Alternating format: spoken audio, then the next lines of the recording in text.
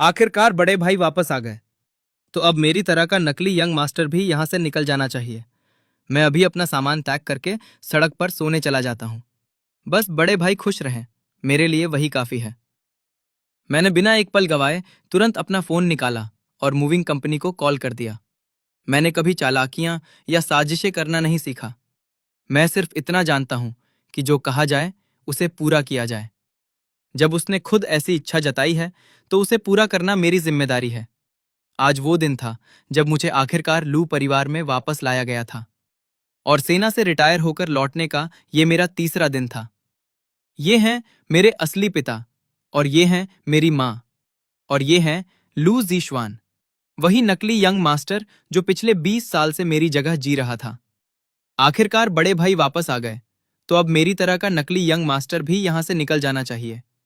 मुझे पता है बड़े भाई मुझसे नफरत करते हैं। मैं अभी अपना सामान पैक करके सड़क पर सोने चला जाता हूं। बस बड़े भाई खुश रहें। जीशवान, ये कैसी बेवकूफी भरी बातें कर रहे हो?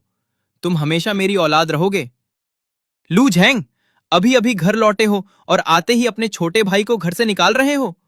क्या तुम्हारे अंदर जरा भी इंसानियत नहीं बची? मैं इसे मजबूर कर रहा हूं। पापा, मम्मी, कृपया बड़े भाई को मत डांटिए। गलती मेरी है। मुझे उनकी जगह नहीं लेनी चाहिए थी। मैं अभी चला जाता हूं, खाली हाथ। फुटओवर ब्रिज के नीचे रिस्पेक्ट रहूंगा और भीख मांगकर गुजारा करूंगा। समझ गया, ये अपनी इच्छा बता रहा है। इसे सड़क पर सोना है और पुल के नीचे रहकर भीख मांगनी है। अगर इसकी यही इच्छा है तो मैं जरूर इसे पूरा करूंगा। ऑर्डर बुक करो, अर्जेंट। क्या आप मिस्टर लू हैं जिनके नंबर के आखिरी 4 अंक 7758 हैं? आपने गोल्ड मूविंग सर्विस बुक की थी। कौन सा कमरा शिफ्ट करना है सर? इसका। इसके कमरे में जाओ। इसका पूरा सामान पैक करो। इसे फ्लाईओवर के नीचे शिफ्ट करना है। कृपया सारा सामान वहीं पहुंचा देना। जी सर। लू झेंग, क्या तुम पागल हो गए हो? मां, अभी कुछ देर पहले इसी ने खुद कहा था कि यह सड़क पर जाकर सोएगा। मैं तो बस इसकी मदद कर रहा हूं। इसके पास कोई गाड़ी भी नहीं है और सामान भी बहुत ज्यादा है, इसलिए मैंने मूविंग कंपनी बुला ली। इसमें आखिर गलत क्या है? भैया, मैं तो बस। मुझे धन्यवाद देने की जरूरत नहीं है। ऊपर दूसरी मंजिल पर बाईं तरफ पहला कमरा पूरा खाली कर दो। जी सर, पेमेंट मैं पहले ही कर चुका हूं। ऊपर से 500 युआन टिप भी दी है। बस थोड़ा जल्दी करना। जी बॉस। अरे हरामखोरों, कुछ मत उठाना। मैं कहीं नहीं जा रहा। किसने तुम्हें अंदर आने दिया? तुम हद से ज्यादा कर रहे हो।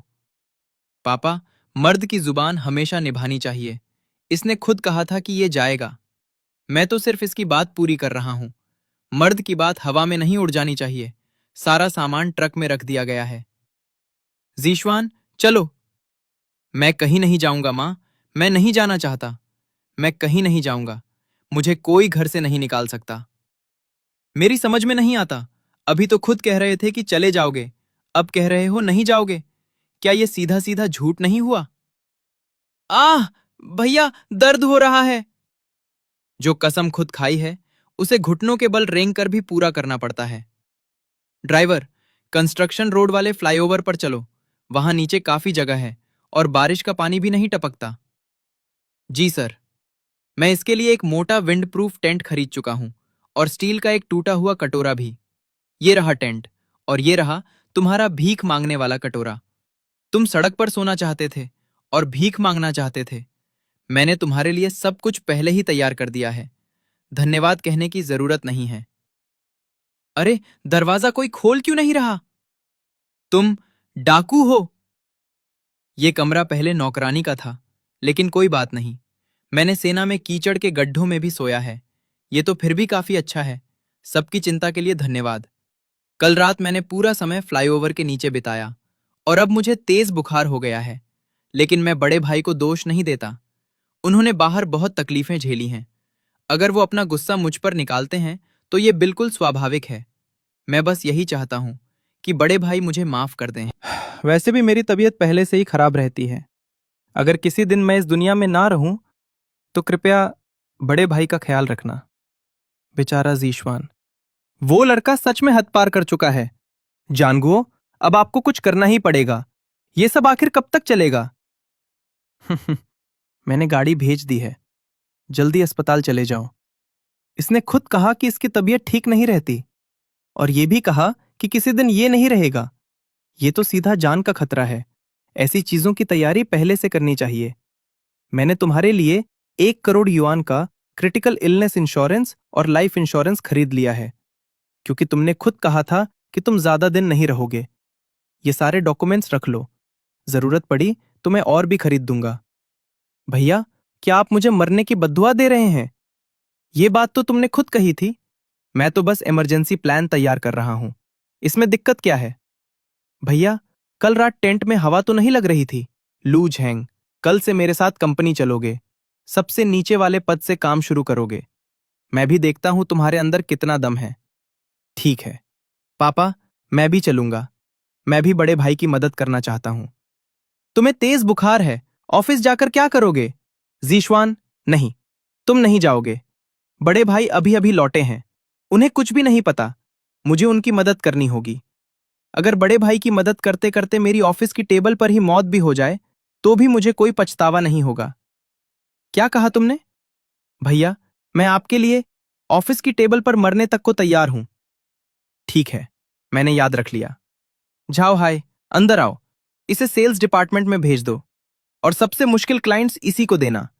अगर टारगेट पूरा ना करे तो इसे कंपनी से निकाल देना। जी प्रेसिडेंट लू, मेरे बड़े भाई को अभी कुछ नहीं पता। उम्मीद है आप सब उनका साथ देंगे। बड़े भाई की मदद करने के लिए मैं दोपहर का खाना भी नहीं खाऊंगा। हालांकि मेरा सिर बहुत चकरा रहा है और दिल भी बहुत तेज धड़क रहा है, लेकिन अगर इससे बड़े भाई की मदद हो जाए तो ऑफिस की टेबल पर मर जाना भी मुझे मंजूर है।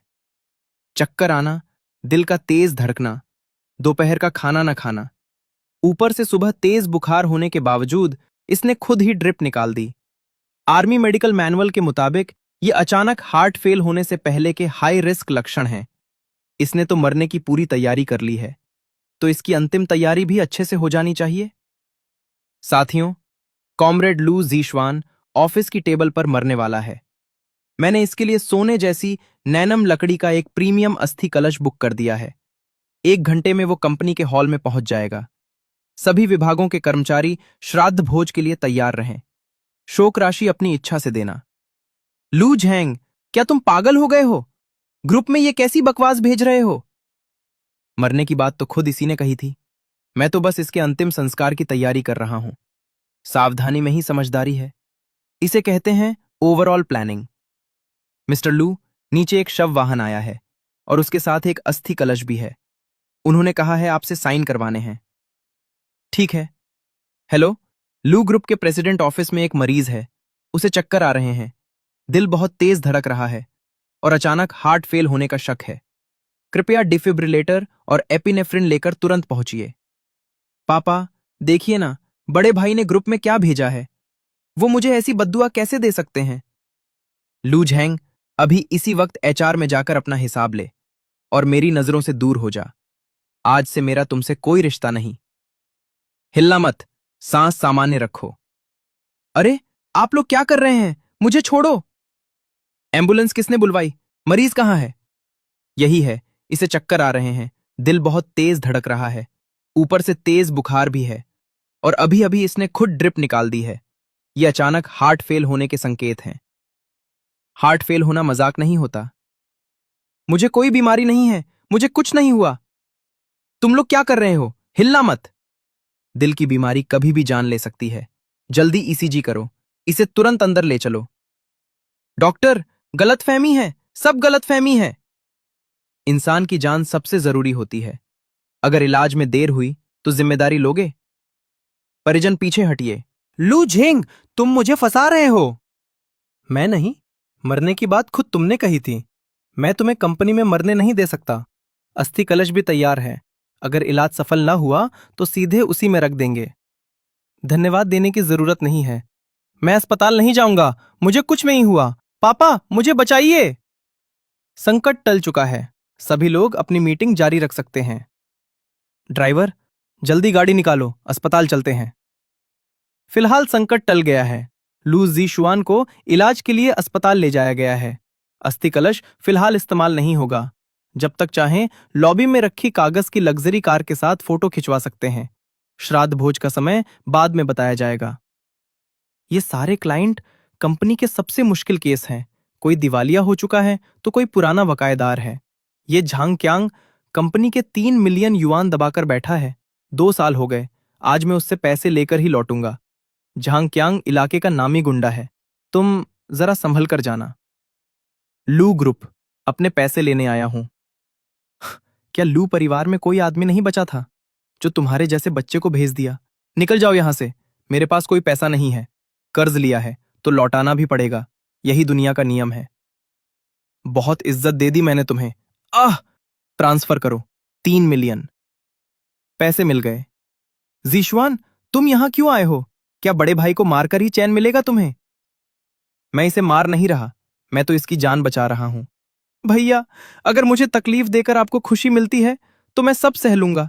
आप चाहे मुझे पीट ले, फिर भी मैं पलटकर हाथ नहीं उठाऊंगा। कृपया बड़े भाई को मत डांटिए, उन्होंने बाहर बहुत दुख झेले हैं। अगर उनका स्वभाव थोड़ा गुस्सैल है तो ये बिल्कुल सामान्य है। मेरे भोले बच्चे, तू इतना अच्छा क्यों है? जब तक मैं यहां हूं, देखता हूं ये तुझे हाथ कैसे लगाता है। अभी तुमने खुद कहा था तुम मार खा लोगे, लेकिन पलटकर हाथ नहीं उठाओगे, सही है? हाँ, अगर बड़े भाई का गुस्सा शांत हो जाए तो मैं बिल्कुल विरोध नहीं करूंगा। क्यांग, अस्पताल के वीआईपी वार्ड में एक आदमी लेकर आओ। प्रोफेशनल एमएमए फाइटर होना चाहिए, और ऐसा जो बिल्कुल भी रहम ना करे। कुछ पसलियां टूट जाएं, कोई दिक्कत नहीं, बस अंदरूनी अंगों को नुकसान नहीं होना चाहिए। मैं कभी ऐसे इंसान को नहीं मारता जो पलटकर जवाब न दे सके, वो सही नहीं होगा। लेकिन मैं तुम्हारी इच्छा का सम्मान करता हूं, इसलिए मैंने एक प्रोफेशनल फाइटर बुलाया है जो तुम्हारी इच्छा पूरी करेगा। बस 10 मिनट इंतजार करो। तुम पागल हो गए हो? तुम मजाक कर रहे हो ना? मैं कभी मजाक नहीं करता, जो कहता हूं वो करके दिखाता हूं। भैया झेंग, कौन पिटना चाहता है? यही, इसी को पीटना है। शुरू करो, पूरे 3 राउंड। बचाओ मां, मुझे बचाओ। तुम लोगों की हिम्मत कैसे हुई? मैं पुलिस बुलाऊंगा। मां! ये सब खुद इसी की मांग थी। एक बालिग इंसान को अपनी बात की जिम्मेदारी खुद लेनी पड़ती है।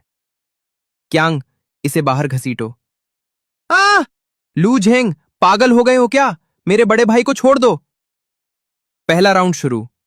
जो बात मुंह से निकल जाए उसे वापस नहीं लिया जाता। लू जीशवान, ये सब तुम्हारे ही कर्मों का फल है। मैंने वो रिकॉर्डिंग चला दी जिसमें लू जीशवान खुद पिटने की बात कर रहा था। अगर हिम्मत है तो इन्हें बोलो मुझे जान से मार दें, मैं सब सह लूंगा। ये बात भले ही उसी की मांग पर हुई हो, लेकिन किसी को मारना फिर भी गलत है। मैंने जुर्माना भर दिया। क्यांग और उसके लोगों को 24 घंटे के लिए हिरासत में रखा गया। लू जीशवान 3 दिन तक अस्पताल में भर्ती रहा। लू जियानगुओ पूरी तरह आग बबूला हो गया और मुझे घर से निकाल दिया। लेकिन मैंने जरा भी परवाह नहीं की, मुझे कोई फर्क नहीं पड़ा। मैंने बाहर एक छोटा सा कमरा किराए पर लिया और फिर कंपनी में काम पर लौट गया। मैं पहले की तरह कर्ज वसूलने निकल पड़ा। सिर्फ 1 हफ्ते के अंदर कंपनी के सारे पुराने, मुश्किल और डूबे हुए कर्ज मैंने एक एक करके वापस वसूल लिए। अब झाओ हाई की नजरों में मेरे लिए सिर्फ सम्मान ही बचा था। उसने मेरी सारी उपलब्धियां लू जियानगुओ को बताईं, और इस बार लू जियानगुओ के पास कुछ कहने को नहीं बचा। उस दिन दोपहर में मैं कंपनी के नीचे बैठकर खाना खा रहा था। तभी लू दाओ अचानक मेरे पास आ गई। क्या तुम्हारे पास पैसे हैं? हाँ, कितने चाहिए? 5 मिलियन। किस लिए? मेरे साथ धोखा हो गया। दूसरे भाई ने मुझे एक प्रोजेक्ट में निवेश करने को कहा था। मैंने अपनी सारी बचत उसमें लगा दी, ऊपर से सूद पर भी पैसे उधार ले लिए। लेकिन अब वो प्रोजेक्ट गायब हो चुका है और साहूकार मेरे पीछे पड़ गए हैं। मैं मम्मी पापा को बताने की हिम्मत नहीं कर पा रही। ये साफ साफ एक जाल था। लू जीशवान लू दाओ को अपने काबू में करना चाहता था। मुझे उनके पास ले चलो। तुम वहां जाकर क्या करोगे? वो सब गुंडे हैं, तुम्हें मार डालेंगे। मिस लू, पैसे तैयार हैं? असल रकम कितनी थी? मूल रकम और ब्याज मिलाकर 5 मिलियन। कानूनी ब्याज मैं दूंगा, लेकिन उससे ज्यादा 1 पैसा भी नहीं। मरना चाहते हो क्या? ये लो, 2 मिलियन मूल रकम और कानूनी ब्याज। अब हिसाब बराबर। अगर दोबारा इसके पास आए तो तुम्हारी टांगें तोड़ दूंगा। तुम्हारे हाथ से खून निकल रहा है। कोई बात नहीं, चलो। अब तुम्हें एक हिसाब बराबर करना है। क्या उसने सच में मुझे जानबूझकर फंसाया था? हाँ, वो सिर्फ तुम्हारा इस्तेमाल कर रहा था। एक सच्चा बड़ा भाई कभी भी अपनी बहन को सूदखोरों से कर्ज लेने नहीं देता। कुछ दिनों बाद लू जीशुआन अस्पताल से लौट आया, लेकिन अब लू दाओ उसे कभी दूसरा भाई नहीं कहती थी। उल्टा वो हर समय मेरे पीछे घूमती रहती और मुझे बड़े भाई कहकर बुलाती। जब लू जीशुआन ने देखा कि लू दाओ अब उसकी तरफ देखती तक नहीं, तो उसके अंदर का डर अपनी हद तक पहुंच गया। बड़े भाई, पहले मैं ही नासमझ था। दादाजी के जन्मदिन पर मैंने आपके लिए एक खास सरप्राइज तैयार किया है। उम्मीद है आप मेरा साथ देंगे। कौन सा सरप्राइज? उस दिन आपको खुद पता चल जाएगा। बड़े भाई, ये जाम आपकी खुशी में। मैं पहले पीता हूं, आप आराम से पीजिए। मैं शराब नहीं पीता। सब तैयार हैं? हाँ। दवा असर करते ही वो बिल्कुल पागल इंसान जैसा हो जाएगा। इसे उसकी बर्ड्स नेस्ट सूप में मिला दो। बस जन्मदिन की पार्टी में अगर वो पागलों जैसी हरकतें करने लगे तो दादाजी उसे खानदान से जरूर निकाल देंगे और फिर इस परिवार का इकलौता वारिस सिर्फ मैं रह जाऊंगा। ठीक है, अगर तुम खेलना चाहते हो तो मैं भी आखिर तक खेलूंगा। दादाजी के जन्मदिन वाले दिन पूरा होटल मेहमानों से भरा हुआ था। आ गए। बड़े भाई, ये बर्ड्स नेस्ट सूप दादाजी ने खास आपके लिए बनवाया है। ज्यादा खाइएगा। तुमने कहा था मेरी हर चीज मुझे वापस कर दोगे। लू जीशुआन एक पल के लिए चौंक गया। बिल्कुल, मेरी हर चीज बड़े भाई की है। अच्छा, तो मुझे तुम्हारा वाला कटोरा चाहिए। भैया, दोनों कटोरे तो एक जैसे हैं, बदलने की क्या जरूरत है? मुझे इसका डिजाइन पसंद नहीं, मुझे तुम्हारा वाला चाहिए। तुमने ही तो कहा था तुम्हारी हर चीज मेरी है। झेंग, ये तो सिर्फ बर्ड्स नेस्ट सूप है, इसे बदलने की क्या जरूरत है? दादाजी, मैं बस इसकी सच्चाई जांच रहा हूं। खाओ। मुझे अचानक पेट दर्द हो रहा है। मैं जरा वॉशरूम होकर आता हूं। पहले खाकर जाओ। लू झेंग, हद मत पार करो। अगर हीन हीन नहीं खाना चाहता तो रहने दो। तुम उसे मजबूर क्यों कर रहे हो? दवा बाएं वाले कटोरे में डाली थी, जो लू झेंग के लिए था। नालायक। दादाजी, पापा, मम्मी, मुझसे गलती हो गई। मैं एक पल के लिए बहक गया था। तुमने खुद कहा था मेरी हर चीज का बोझ उठाओगे, तो अब पागल भी तुम ही बनो। मैं हूं दबंग सीईओ। मैं ही लू परिवार का इकलौता वारिस हूं। मैं तुझे मार डालूंगा। सिक्योरिटी, इसे तुरंत बाहर ले जाओ। जल्दी बाहर निकालो। एक बार फिर एम्बुलेंस लू जीशुआन को लेकर चली गई। इस बार उसे मानसिक अस्पताल के आइसोलेशन वार्ड में भर्ती किया गया। इधर आओ। तुम्हें पहले से पता था कि वो खाने में दवा मिलाने वाला है? हाँ। फिर तुमने मुझे पहले क्यों नहीं बताया? अगर बता भी देता तो क्या आप मेरा यकीन करते?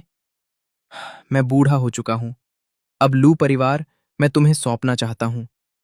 मुझे नहीं चाहिए। क्यों? मैं लू परिवार में पैसों के लिए वापस नहीं आया। मैं सिर्फ ये जानने आया हूं कि बचपन में मैं आखिर खोया कैसे था। मैंने अपने गांव जाकर जांच करवाई। उस दिन सू हुई मुझे पार्क लेकर गई थी। मैं खुद नहीं खोया था। उसी ने मुझे बच्चे बेचने वाले गिरोह को बेच दिया था। बकवास बंद करो। तुम्हारी माँ ऐसा कभी नहीं कर सकती। वो आदमी 2 साल पहले ही पकड़ा जा चुका है। उसने खरीदार की पूरी जानकारी दे दी, यहां तक कि पैसों के ट्रांसफर की रसीद की कॉपी भी। पैसे भेजने वाली सू हुई थी। नहीं, ऐसा नहीं है। मैंने कुछ नहीं किया।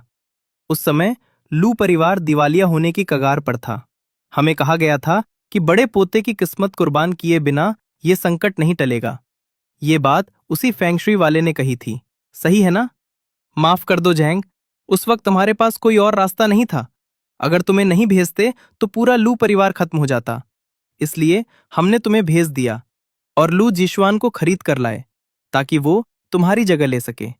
और पूरे 20 साल तक उसने लू परिवार की सारी दौलत और ऐशो आराम का मजा लिया। तुम लोगों के जन्म देने का एहसान मैं पहले ही चुका चुका हूं। लू जीशुआन की किस्मत ने लू परिवार की दौलत बचाकर रखी, लेकिन अब वो पूरी तरह बेकार हो चुका है और लू परिवार के ये गंदे पैसे मुझे बिल्कुल नहीं चाहिए। बड़े भाई, कृपया मत जाइए। अच्छे से पढ़ाई करना। अगर कभी कोई परेशानी हो तो मुझे फोन कर देना। 1 महीने बाद लू परिवार का एक बहुत बड़ा घोटाला सामने आ गया। सालों पहले बच्चों की खरीद फरोख्त का सच पूरी तरह उजागर हो गया। लू ग्रुप के शेयर तेजी से गिरने लगे और कंपनी दिवालिया होने की कगार पर पहुंच गई। लू जीशुआन को मेंटल हॉस्पिटल से छुट्टी मिल गई, लेकिन गलत दवाइयां लेने की वजह से उसके दिमाग की नसों को ऐसा नुकसान पहुंचा जो कभी ठीक नहीं हो सकता था। वो सचमुच एक मूर्ख बन चुका था। लू जियांगुओ को स्ट्रोक आया और उनका आधा शरीर लकवाग्रस्त हो गया। सू हुई हर दिन आंसुओं में डूबी रहती। उसे अब दो दो अपाहिज लोगों की देखभाल करनी पड़ रही थी। लू दाओ लू परिवार का घर छोड़कर बाहर आ गई। मैंने उस दिन की व्यवस्था कर दी और उसकी कॉलेज की पढ़ाई का पूरा खर्च भी उठाया। मैंने एक कार रिपेयर वर्कशॉप खोल ली, जहां मेरे साथ फौज से रिटायर हुए मेरे पुराने साथी भी काम करने लगे।